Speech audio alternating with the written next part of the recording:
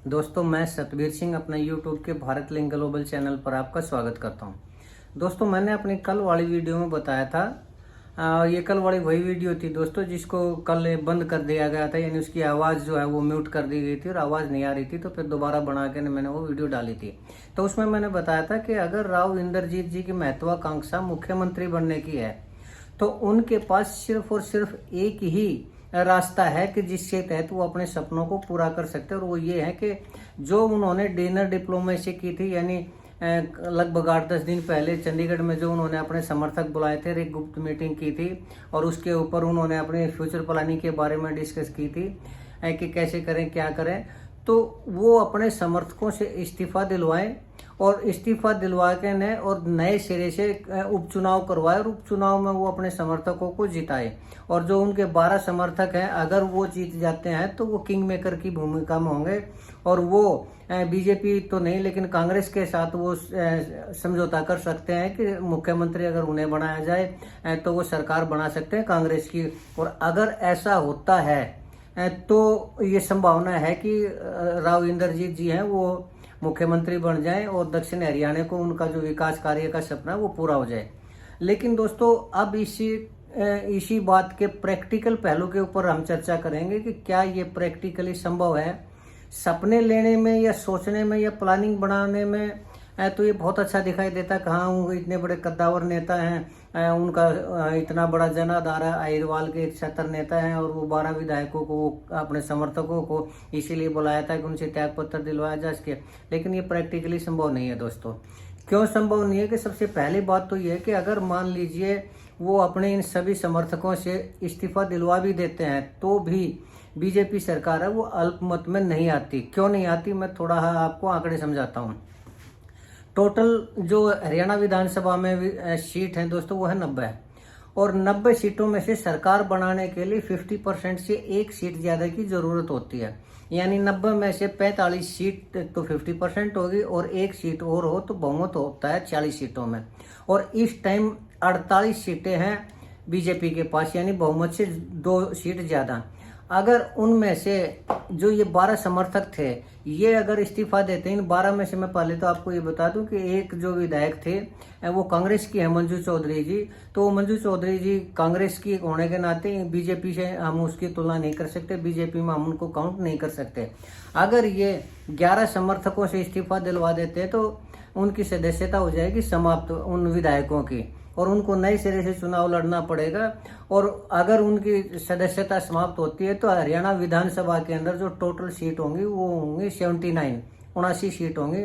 और अगर मान लीजिए मंजू चौधरी जी को भी हम 1 मिनट के लिए कल्पना कर लें कि वो भी इस्तीफा दे देंगे राव इंद्रजीत जी के कहने से, तो टोटल सीट होंगी 78 का 50% होती है 39 सीट, एक ज्यादा यानी 40 सीट के अंदर बहुमत बीजेपी का हो सकता है। लेकिन अगर 40 सीट है तो बीजेपी के पास अगर ये 11 सीटें घटा दी जाएं, राव इंद्रजीत जी की जो सीट है ये घटा दी जाएं, तो बीजेपी के पास रहेंगी सीट 37 और 37 सीटें हैं कांग्रेस के पास। तब जब वो मंजू चौधरी जी इस्तीफा नहीं देती तो दोनों में बराबर हो जाएंगे। तो फिर आप सोचते होंगे कि दोनों में बराबर हो जाएंगे तो हो सकता है जो सरकार बनाने का मौका है वो कांग्रेस को मिल जाए, तो ऐसा नहीं हो सकता। क्यों? क्योंकि अगर मंजू चौधरी जी इस्तीफा देती हैं तो कांग्रेस की सीट हो जाएंगी 36 और बीजेपी की रहेंगी 37। लेकिन अगर 37 सीटों का भी हम वो करें, कांग्रेस के भी पास भी 37 रहे, उसके पास भी 37 रहे, तो भी अल्पमत में बीजेपी सरकार नहीं आएगी। क्यों नहीं आएगी, मैं वो आपको गणित से बताना चाहूंगा।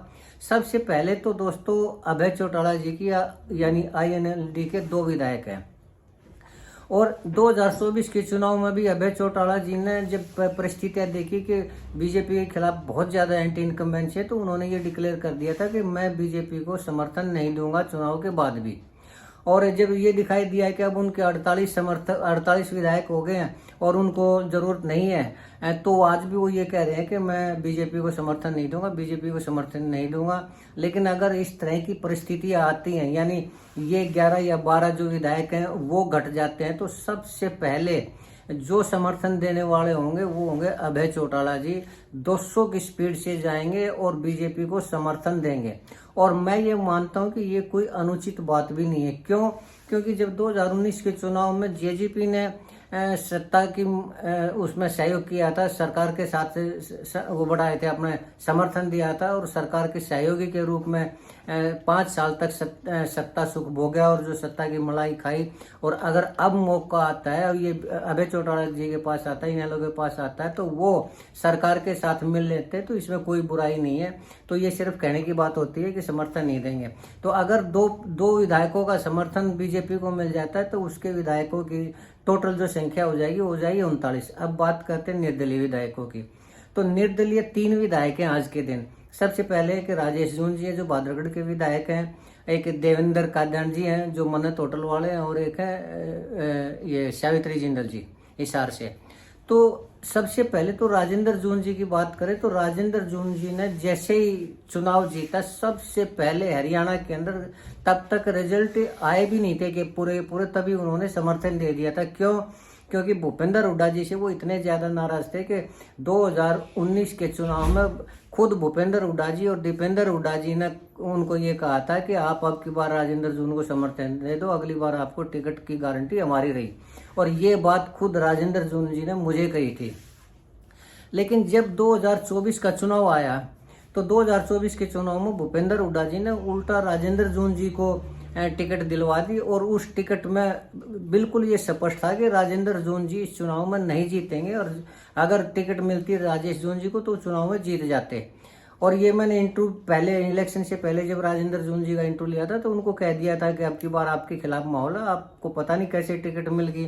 तो वो हालांकि मेरे से नाराज भी हुए थे, लेकिन जो फैक्ट था वो फैक्ट था, और राजेंद्र जून जी हार गए। राजेश जून जी ने निर्दलीय चुनाव लड़ा और वो जीते, तो वो सबसे पहले उनको समर्थन देंगे। तो आज भी उनका समर्थन बीजेपी के साथ ही रहेगा।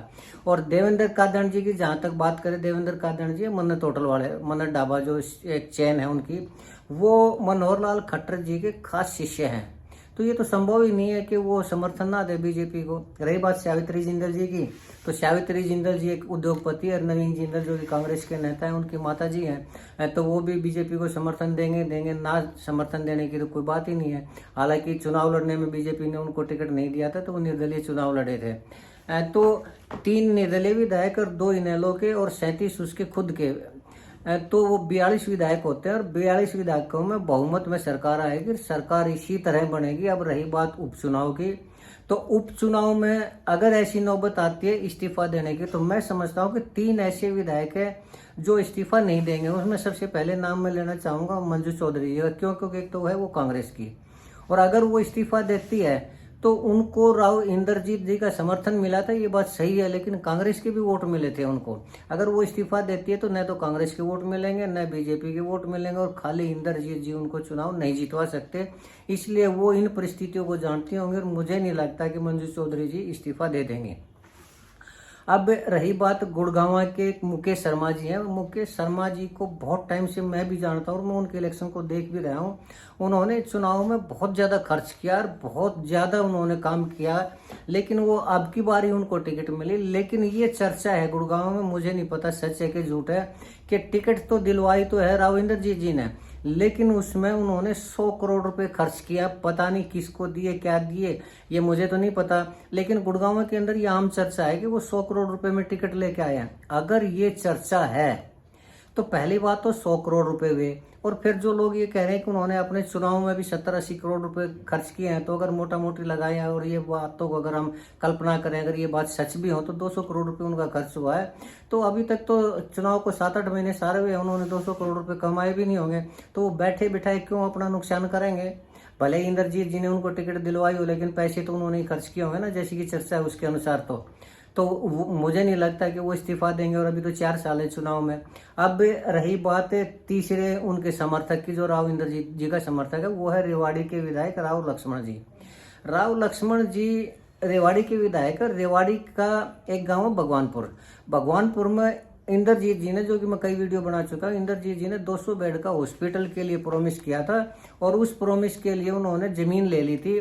10 एकड़ तो ले ली उन्होंने जमीन वाटर वर्क के लिए, और ये कहा था 8 एकड़ जमीन और दे दो, तो उसका प्रस्ताव पंचायत ने पास कर दिया। लेकिन जैसे उसकी रजिस्ट्री सरकार के नाम से हुई, तो वो हॉस्पिटल बनाने से राव इंद्रजीत जी ने मना कर दिया, और आज वो भगवानपुर ही नहीं, रामगढ़ और आसपास के जितने भी लोग हैं वो धरना प्रदर्शन करने लग रहे हैं। और ये मामला बढ़ता जा रहा है, लोगों का ज़्यादा से ज़्यादा समर्थन होता जा रहा है। इस समर्थन में जो राव लक्ष्मण जी हैं, उन्होंने भले ही अंदर खाते तो वो ये कह रहे हो कि आपका जो धरना प्रदर्शन है ठीक है, बिल्कुल ठीक है, इसको जारी रखो, लेकिन ये महज एक राजनीतिक ढकोसला है। अगर उन्होंने समर्थन करना होता तो वो खुल के समर्थन करते, और वो राव इंद्रजीत जी की वजह से उस धरने का, उस प्रदर्शन का और लोगों के साथ न्याय पाने का जो है वो प्रयास नहीं कर रहे, तो इससे उनके खिलाफ भी नाराजगी होगी और पूरी के पूरी रेवाड़ी हल्के के अंदर उनके प्रति नाराजगी होगी। और जैसे वो इस्तीफा देंगे, सवाल ही पैदा नहीं होता कि वो दोबारा से चुनाव जीत जाएं।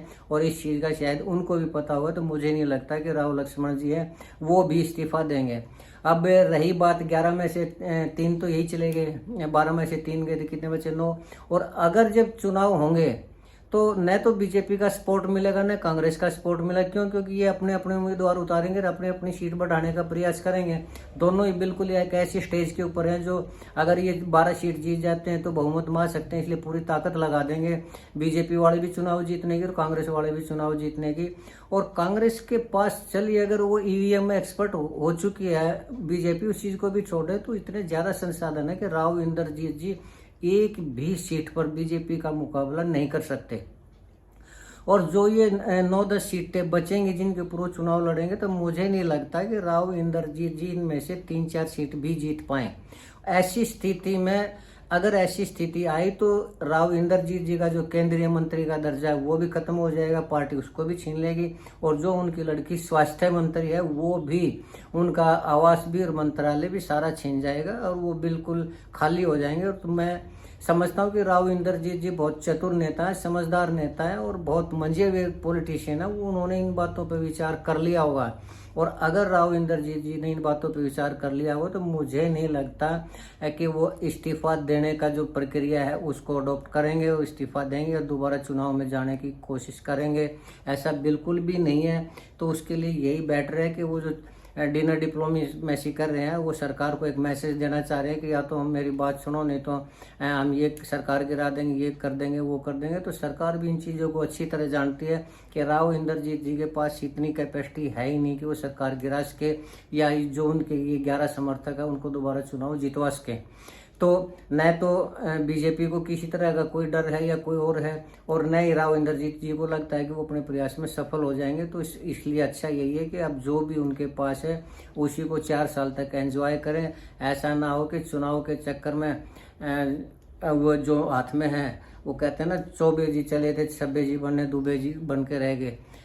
तो वैसा वो बिल्कुल नहीं करेंगे और जैसा चल रहा है वैसा ही करते रहेंगे। और 4 साल तक सरकार का जो अपना पद है, जो उनकी बेटी का पद है, उसको एंजॉय करते रहेंगे। जितना भी संभव हो सके लोगों के काम करवाते रहेंगे। हाँ, एक चीज़ मैं ज़रूर कहना चाहूँगा, जैसा ये भगवानपुर के साथ हुआ है, ये जो ज़मीन ली गई और उसके बावजूद जो 200 बेड का हॉस्पिटल है, इस तरह के अगर प्रयास राव इंद्रजीत जी आगे करेंगे तो उनका तो कैरियर खत्म होगा ही होगा। उनकी बेटी आरती राव जी को भी भविष्य में दिक्कत आ सकती है। तो इस तरह के जो कार्यकलाप है वो किसी भी पॉलिटिशियन के लिए ठीक नहीं होते। तो आज के लिए मैं इतना ही कहना चाहूँगा दोस्तों। मुझे उम्मीद है कि आपको मेरी ये विवेचना है, ये विश्लेषण है, ये पसंद आया होगा। अगर आपको लगता है कि मैं सही कह रहा हूँ तो आप मेरे इस वीडियो को लाइक करें, शेयर करें दोस्तों। और एक रिक्वेस्ट और करना चाहूँगा कि ज़्यादा से ज़्यादा मेरे चैनल को सब्सक्राइब जरूर करें ताकि मैं इसी तरह की विवेचना आपके सामने लाता रहूँ। आपने मेरा ये वीडियो देखा, इसके लिए आपका बहुत बहुत धन्यवाद। नमस्कार, जय हिंद, जय भारत।